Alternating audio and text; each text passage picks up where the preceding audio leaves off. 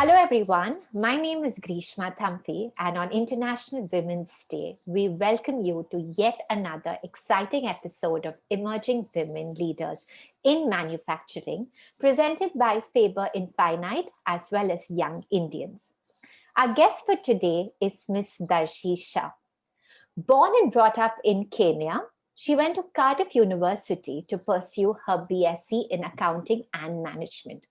Currently, she's the COO of Isinia Feeds, one of the country's largest fully integrated poultry companies. It is under her entrepreneurial ethos that all Isinia Feeds brands have seen phenomenal growth and success. So thank you, Darshi, for joining us and welcome to today's interview. Oh, thanks for having me. So I have a couple of questions for you, Darshi, and let's jump right in. So your company, Isinia Feeds Limited, includes 4 brands, and all of them have seen organic growth since the year 1984.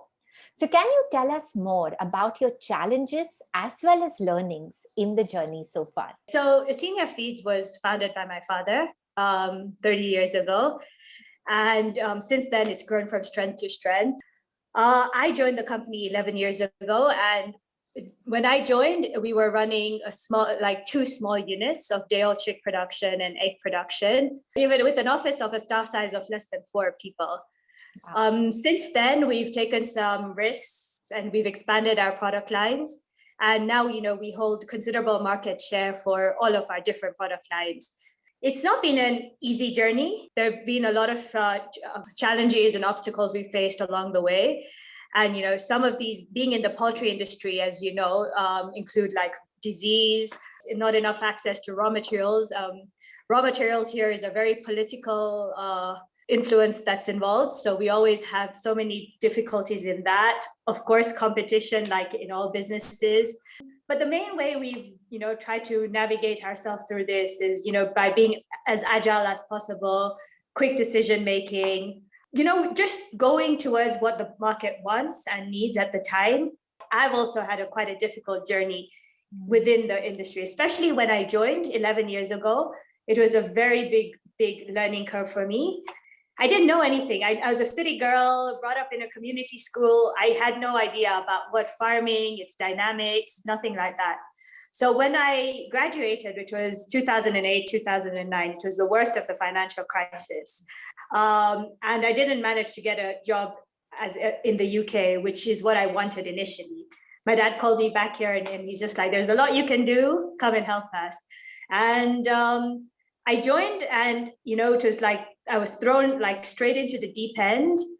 It was like, my dad is not one of those men who like sit down and teach you. He's a man of small words and communication. So basically, I just had to start understanding the dynamics of our industry by myself, just asking a lot of questions, doing a lot of research, knowledge, trying to figure out what's going on. And then I think it took me a good 4-5 years even, like to actually get a good foothold into the industry. And once I did, I realized that the industry is so dynamic. It has such a huge socio-economic importance.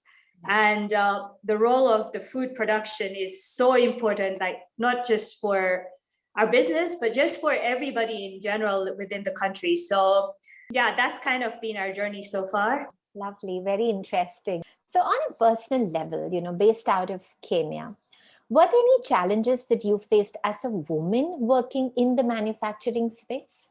Within the people who I already deal with, it's not so bad. But what I noticed is, I think when you're starting, communication with a new party or a new business, new suppliers, etc., they already have this misconception. They're like, "Oh, this little girl, like, what is she telling me? Like, why she doesn't understand anything, and how come she's telling me all these things?" Within the industry now, I'm quite like well known. Obviously, people now appreciate my input and they understand where I'm coming from. But I think it's usually when I'm dealing with new people, there's always like that obstacle, like that initial like hurdle to cross. And then, but it's not been too bad, honestly. It's not as bad as, I don't know how it is in the rest of the world, but it's not been so bad for me here. So if you want to tell us about the qualities that you have, which have helped you become successful or break through those stereotypes. I think I consider myself quite agile. Like I'm able to help to make very quick decisions. I'm strong-minded. So like I'm true to what I believe in. So even, if people are not very happy with my opinions, I still make my point very clear. And then I think also flexibility. You do have to adapt to different situations. So flexibility as well. Lovely, great. So, of course, the past 1 year has been, everyone's faced different challenges because of the pandemic. So, how has your business changed, or how is it growing in these challenging times? I can definitely say that we're definitely not where we were in 2019. I think what has happened in the last year is we've had a lot of time to think about what next. We've had 2 additional family members who've joined our company. So there's my sister and my husband also, who is also now part of the business.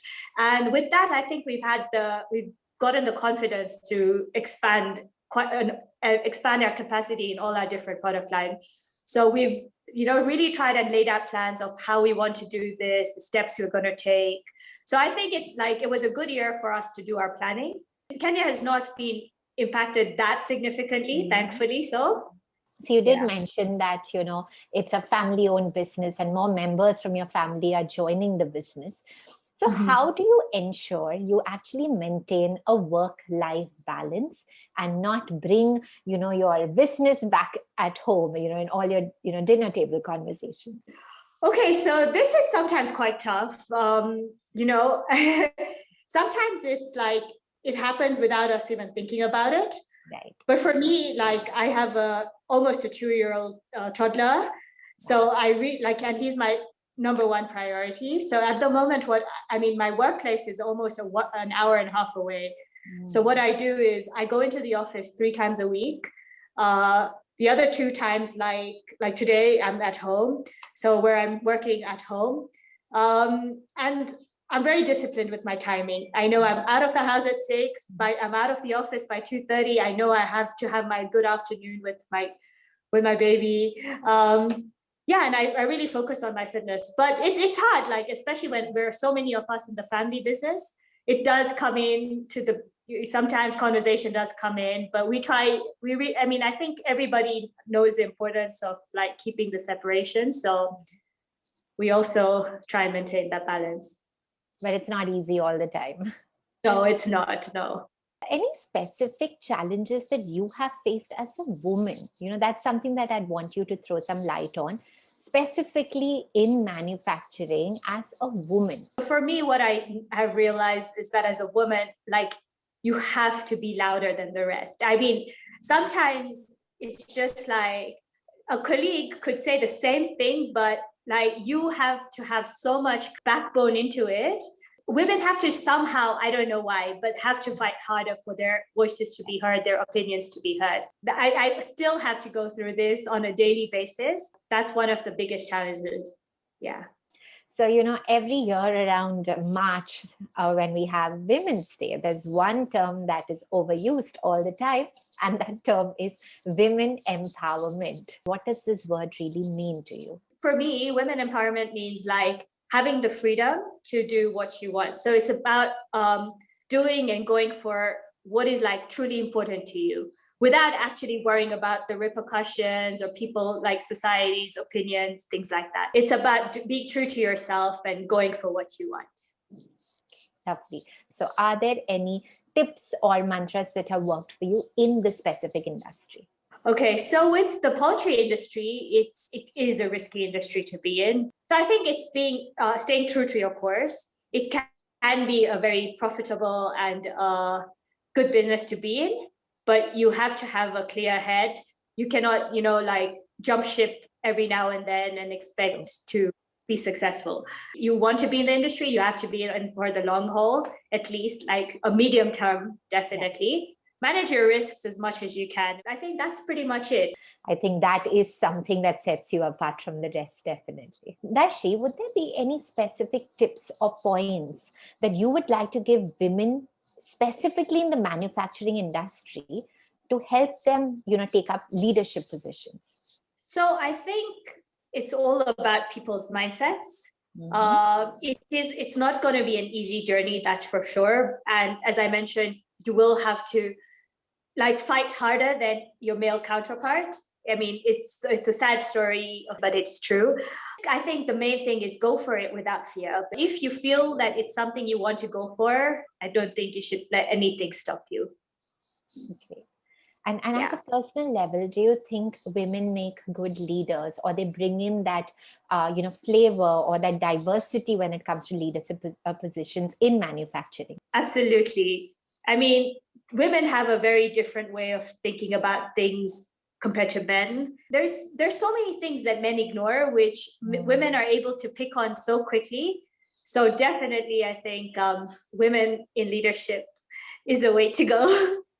Yes. So are you conscious when you're hiring new people to join your company? Do you look at getting a more balanced workforce? Our workforce is it's a 40-60 ratio. And I mean, we're constantly working on improving this. I think having me on board has also helped a lot, in getting the right people to come and work for us. Super, Darshi. So any parting thoughts? Just be true to yourself. Don't be scared to try new things, to have your voice heard. Yeah, go for what you want. Yeah. Don't be afraid to take risk. And even if you have to speak loud, go ahead and do that and be heard, right? Great. So thank you so much for sharing your crisp and, insightful tips for all the women who are watching us. So I'd like to wish you all a very happy International Women's Day. And we'd like to thank Faber Infinite Consulting, CII Young Indians Ahmedabad Chapter, Roundtable India, CII India Women's Network, and Rotary International Club of Pune University. So thank you everyone for joining us, and we hope to see you in another interview. Thank you.